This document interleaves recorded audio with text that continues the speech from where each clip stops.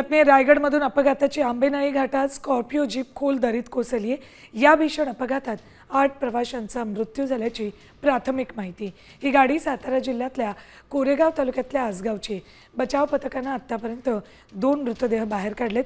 उर्वरित मृतदेह आणि गाडीचा शोध सुरू आहे। 2018 मधील बस दुर्घटनेच्या परिसरातच हा अपघात झालाय। अपडेट्स घेऊयात आमचे प्रतिनिधी सचिन कदम यांच्याकडून। सचिन, काय नेमकी आत्ताची तिथली परिस्थिती आहे? आत्ताची परिस्थिती म्हणजे जिथे त्या अपघात घडलेला आहे त्या ठिकाणी आता इझिली पोहोचणं शक्य नाही, कारण 1000 रुपयाचे जास्त खोल दरी आहे आणि या दरी मधला हा अपघात आहे। या ठिकाणी महाबळेश्वर मधले ट्रेकर्स असतील किंवा बचाव पथक असतील, रायगड मधले बचाव घटनास्थळी पोहोचलेले आहेत आणि दरीतून खाली उतरून तर दरीमधल्या खालती गाव आहे त्या गावांमधनं घटनास्थळापर्यंत पोहोचता येतंय का यासाठी मोठ्या प्रमाणात प्रयत्न चालू आहेत। प्रचंड परिश्रम घेतले जात आहेत। आपण जर परिस्थिती पाहिली तर मध्यरात्री साधारणतः 2:30 ते 3च्या दरम्यान हा अपघात झालेला आहे।